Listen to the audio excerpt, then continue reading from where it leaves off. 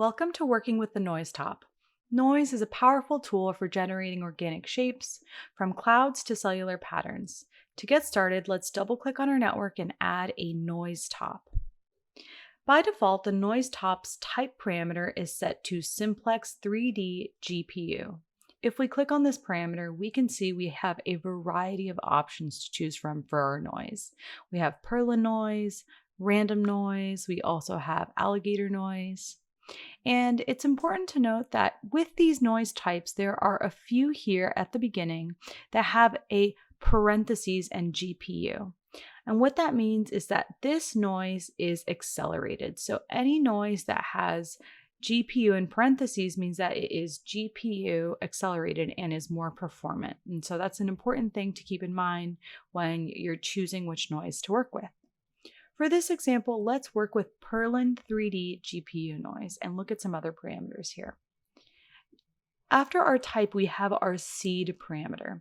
Our seed parameter will give us a different noise pattern based on the number that is generated.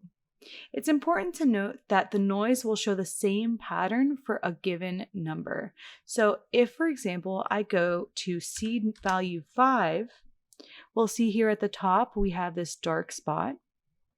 If I went forward and then went to another number, but then went back to 5, we can see that that dark spot is still here at the top. And that is because this noise is deterministic. So the pattern will be the same if we go back to a specific number, which is very helpful to know.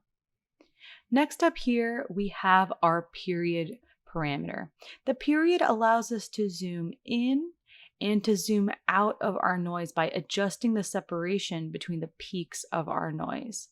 The larger the period, the more stretched out the noise will become. We can even exceed this value here too and go, as far as we want. I'm going to go up to 5 for now. We can see we're really zoomed into our noise. Next up here, we're going to scooch down and look at our amplitude parameter. Our amplitude parameter controls the scale of our noise on output. I'll reset that by right-clicking and clicking Reset Parameter. And then we also have our offset parameter, which refers to the midpoint source of our noise. And by default, that is set to a gray value. And you can actually see that. If we brought our amplitude all the way down, we would actually see that our offset, this 0.5 value, is actually controlling that base amplitude. So we'll reset that back, and we'll reset both of them back to 0.5 and 0.5. For our offset, this value is added to every pixel in our noise top, and so it is added on the output. Next up here, we have our monochrome parameter. This by default is set to on, but if we turned it off, we could see that we have really beautiful, colorful noise here. Let's say we wanted to animate that noise and have a nice flowing movement. On our transform page, we could navigate to the translate parameter, and on TZ, we could write the expression abs time with a capital T dot seconds. And then I'm going to go ahead and multiply that by 0.5 just because I know it'll be fast. And here we could see we have our noise. It's nice. It's moving nice and fast. If that's moving too fast for you, we could just multiply that by a lower number. Back on our noise page, if we wanted to be really zoomed in and have really big gradients, we could increase our period. I'm going to middle mouse, click, and then go up in my value ladder.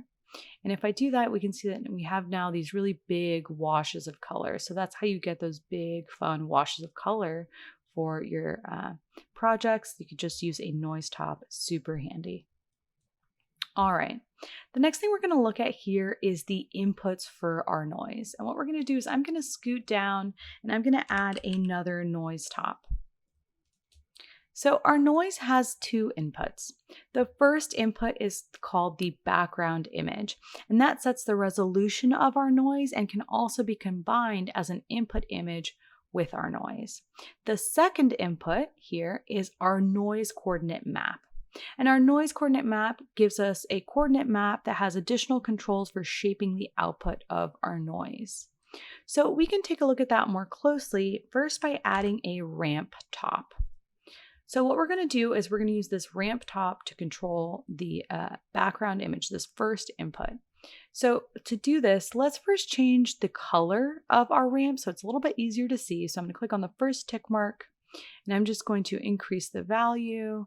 And I'm going to pick a magenta color and also increase the saturation. Next up, I'm going to click on the white tick mark. I'm going to increase the saturation, and I'm going to pick a teal cyan color. All right, now let's drag that ramp and pull it into our noise as first input. Right away, we can see that we are changing the color and kind of serving as a background image. If I middle mouse on my ramp, my size is 256, and I believe our ramp, our noise by default is also 256 by 256. So let's go ahead on our ramp and let's change our resolution to 20 by 10. Here we can see that we are now also controlling the resolution of our noise. It's very pixelated. It's like, hard to see. So here on the comment page of our noise, for viewer smoothness, let's go ahead and set that to nearest pixel. So it's a little bit easier to see for this next part. Let's now connect this ramp, the same output here of our ramp, into the second input of our noise to control that noise coordinate map. Now here we can see the shape of our noise has changed, not only the resolution. And so what's going on here is that our noise top uses the coordinate map from the ramp to inform how this noise is computed. With a horizontal gradient, our noise coordinate values only change from left to right. So each vertical line of pixels has a noise coordinate value, which means the vertical line of pixels on our noise will have those same values. So if it's purple all the way up, we have purple all the way up, and we just move from left to right and left to right. If we scrub our ramp, we can go here on the ramp page, we can scrub our phase parameter left and right. We can see how, again, we're further controlling our noise, which is really exciting. I'm going to go ahead and reset that, and let's see how we can create some different coordinate maps. So I'm going to just copy and paste my ramp. And then here on my ramp, I'm going to change this to vertical noise, not just the horizontal noise. I'm going to drag my ramp to and connect it to the second input. Here we can kind of see that we are now getting these horizontal lines.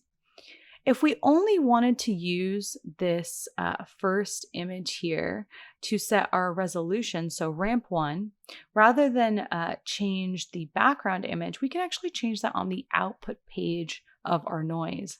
Our RGB parameter is set to input plus noise. So we're adding these two together, our noise and our ramp 1. But let's just say we only want our noise. That means that this background image is just being used to feed our resolution. And now we can see those horizontal lines more clearly from our second ramp. We can actually make a third coordinate map from our ramp 1 and our ramp 2. So I'm going to move this noise over here for now. And what we're going to do is we're going to add a reorder top.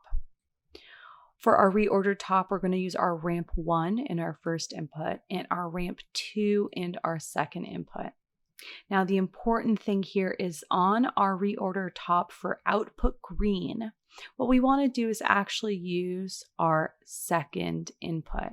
Now we can see that this has changed. It's a combination of these two tops. And let's go ahead and see how we can switch between these three maps by adding a switch top. So I'm just going to add our switch top here without connecting it to anything. And then I'm going to connect our ramp 1, our ramp 2, and then I'm going to add our reorder. And then finally, I'm going to connect our switch to our second input. Now here on my noise, if I change the index of my switch, I'll see how I can switch between those three coordinate maps that I just made. If I wanted to see the colors again, I could go back to my noise, and on the output page for RGB, I could set that to input plus noise. And then we can see all 3 of the coordinate maps that we just made.